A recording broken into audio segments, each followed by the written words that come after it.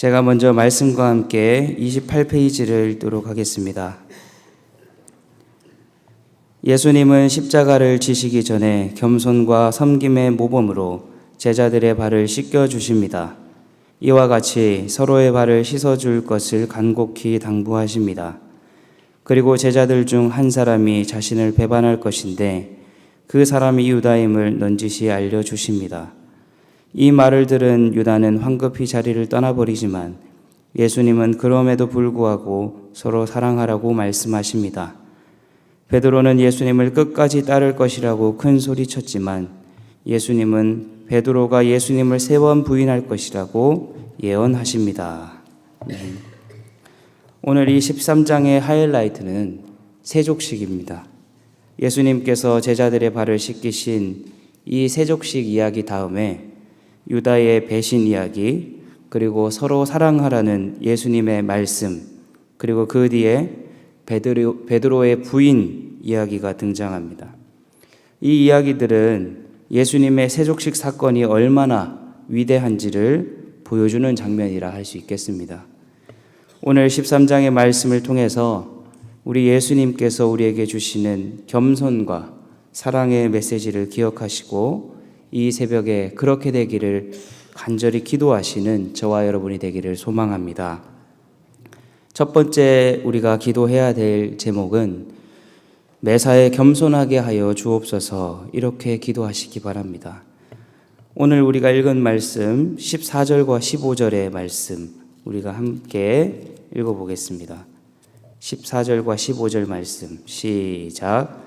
내가 주와 또는 선생이 되어 너희 발을 씻었으니 너희도 서로 발을 씻어주는 것이 옳으니라. 내가 너희에게 행한 것 같이 너희도 행하게 하려 하여 본을 보였노라. 아멘. 오늘 말씀에서 예수님은 제자들의 발을 씻기십니다. 사실 생각해보면 우리의 신체 중에서 발은 그다지 깨끗한 이미지가 아닙니다. 예수님 시대에도 마찬가지였겠죠.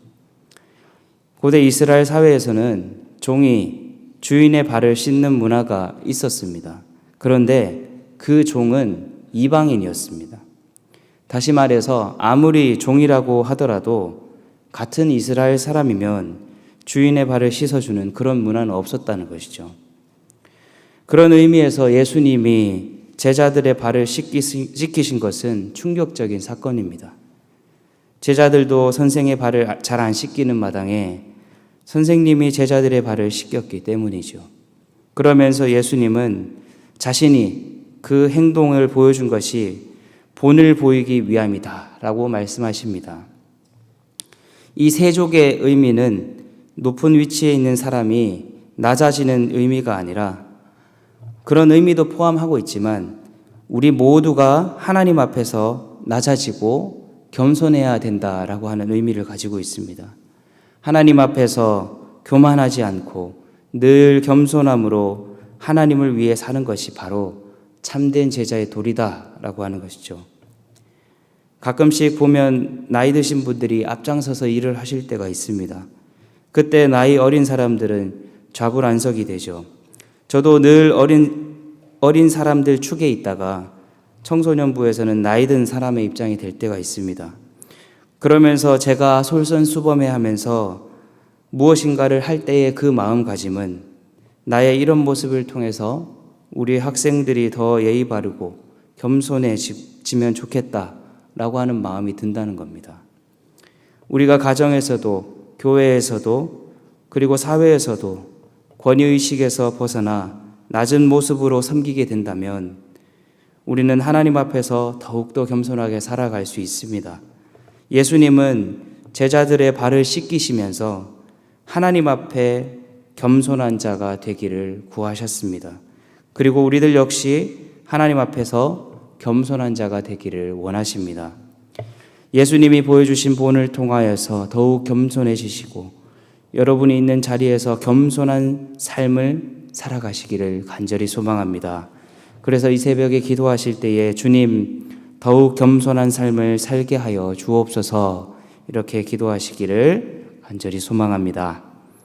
두 번째 기도하실 제목은 항상 빛 가운데 거하게 하옵소서, 이렇게 기도하시기 바랍니다. 이 13장의 전반부는요, 그 주제가 예수님의 희생, 낮아짐, 그리고 섬김이 주제입니다. 그런데 21절부터는요, 반대의 주제가 등장합니다. 바로 유다의 배신에 대한 내용인데요. 예수님이 그렇게 겸손해라, 또 다른 사람을 섬기라고 말씀하셨지만 유다는 마치 못 들었다는 듯이 배신하기로 마음 먹습니다. 예수님은 유다가 배신할 것을 알고 계셨지만 그 자가 유다라는 사실을 모든 제자들에게 말씀하시지는 않았습니다. 그러나 이 유다의 모습을 통하여서 우리 예수님께서는 우리에게 말씀하고자 하는 것이 있습니다. 그것은 바로 우리가 늘 말씀이신 예수 그리스도의 빛 가운데 거해야 한다라고 하는 사실입니다. 오늘 말씀 27절에 보면 사탄이 유다의 속에 들어갔다라고 말합니다. 그리고 30절에 보면 유다가 그 조각을 받고 나갔는데 그때가 밤이었다라고 말합니다. 사탄과 밤의 공통점은 빛이신 예수님과는 반대된다는 것이죠. 유다는 스스로 빛이신 예수님에게서 멀어졌고 사탄이라고 하는 어둠과 가까워졌습니다. 결국 유다는 빛이신 예수님을 배신하고 어둠의 세력 사탄에게 예수님을 팔아버리고자 합니다. 이 말씀이 우리에게 주는 교훈은 우리는 늘 말씀이신 예수님의 빛에 거해야 한다라고 하는 사실입니다. 우리가 말씀을 떠나서는 온전하게 살기 힘들기 때문이죠. 우리가 어떤 환경에 많이 노출되어 있으면 있을수록 그 환경의 영향을 받기가 쉽습니다. 마찬가지로 우리가 예수님의 빛 아래에 있으면 우리의 삶과 행실이 예수님처럼 닮아갈 수밖에 없습니다. 하지만 우리가 그 빛을 떠나서 어둠 속에서 살기를 원하게 된다면 유다와 같은 삶을 살게 됩니다. 우리가 매일 드리는 이 새벽 기도는 예수님의 빛 아래에 거하겠다라고 하는 우리들의 자발적인 고백인 줄 믿습니다. 새벽 기도가 얼마나 피곤한 일입니까? 그리고 교회에서 하는 훈련 프로그램에 참석하는 것이 결코 쉬운 일이 아님에도 불구하고 우리가 이렇게 참여하는 이유는 빛이신 예수님이 우리를 다스려 달라라고 하는 신실한 고백인 줄 믿습니다. 어제 항존직 선거가 무사히 끝났는데요. 새롭게 선출되신 93분께서는 이제 혹독한 훈련을 거치셔야 됩니다. 왜 그렇게 훈련을 하시겠습니까? 결국 예수 그리스도의 빛 아래에 사는 삶이야말로 예수 그리스도의 참된 제자가 되는 길이기 때문입니다. 그분들뿐만 아니라 여러분이 계신 삶의 자리에서 계속해서 말씀의 빛에 자신을 노출시키시고 때로는 어둠이 우리를 찾아올지라도 의지적으로 말씀의 빛 앞으로 나아가게 되시기를 축복합니다. 그래서 이 새벽에 기도하실 때 하나님, 세상 사는 동안 예수님의 빛 아래 머물게 하시고 세상의 어둠을 멀리할 수 있는 용기를 허락하여 주옵소서, 이렇게 기도하시기를 간절히 소망합니다. 마지막 기도 제목입니다. 함께 따라 하시겠습니다. 서로 사랑하게 하옵소서. 우리 함께 34절, 35절 말씀 읽겠습니다. 34절, 35절 시작. 새 계명을 너희에게 주노니 서로 사랑하라. 내가 너희를 사랑한 것 같이 너희도 서로 사랑하라. 너희가 서로 사랑하면 이로써 모든 사람이 너희가 내 제자인 줄 알리라. 아멘. 이 말씀은요, 신학교 입학시험에서도 반드시 외워야 할 암송구절 중 하나입니다. 그만큼 예수님께서 하신 말씀 중에 하이라이트다라고 하는 겁니다. 그런데 참 아이러니한 것은 이러한 예수님의 명령에도 불구하고 예수님은 이 말씀 바로 뒤에 베드로가 부인할 것에 대해 말씀하십니다. 서로 사랑하라고 말씀하시지만 그 사랑의 명령에 불순종하는 제자의 모습을 말씀하고 계신다는 거죠. 이 얼마나 가슴 쓰린 일입니까? 제자들의 발을 씻겼더니 유다가 배신하려 들고, 서로 사랑하라고 했더니 이제는 베드로가 예수님을 모른다고 부인할 것입니다. 하지만 그렇기 때문에 예수님의 말씀에 더욱 가치가 있습니다. 그만큼 우리가 서로 사랑하는 것이 어렵지만 사랑을 반대하는 세력들이 득실거린다라고 하는 것은 그것이 그만큼 어려운 것이면서도 소중한 것임을 증명해 주기 때문이죠. 예수님께서 서로 사랑하라고 하신 이 말씀은 신구약의 계명을 통틀어서 가장 핵심이 되는 신구약의 요약과도 같은 말씀입니다.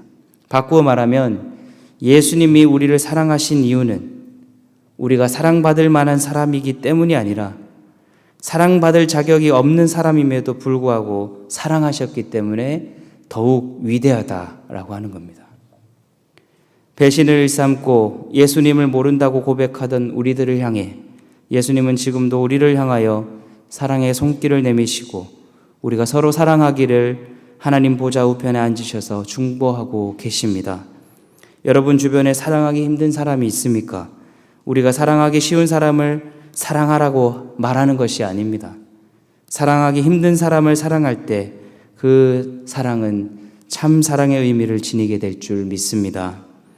예수님은 우리가 그래서 사랑이 아니라 그럼에도 불구하고 사랑하기를 원하십니다. 가정에서, 교회에서, 또 직장에서 너무나도 미운 사람들 있지 않습니까?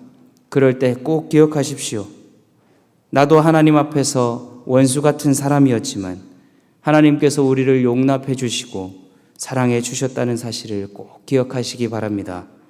그래서 사랑의 본을 보이신 예수님을 따라 사랑하기로 결단하는 저와 여러분이 되기를 간절히 소망합니다. 그래서 이 새벽에 기도하실 때에 하나님, 그래서가 아니라 그럼에도 불구하고 사랑하게 하여 주옵소서 이렇게 기도하시기를 간절히 소망합니다. 이 시간 들은 말씀 가지고 함께 기도하겠습니다. 첫째로 하나님, 삶의 모든 영역에서 겸손하게 하여 주옵소서. 두 번째로 늘 예수님의 빛 가운데 거하게 하셔서 어둠의 세력으로부터 승리하게 하여 주옵소서. 마지막으로 기도하실 때에 그럼에도 불구하고 사랑하게 하여 주옵소서. 이 세 가지 기도 제목 가지고 함께 기도하겠습니다.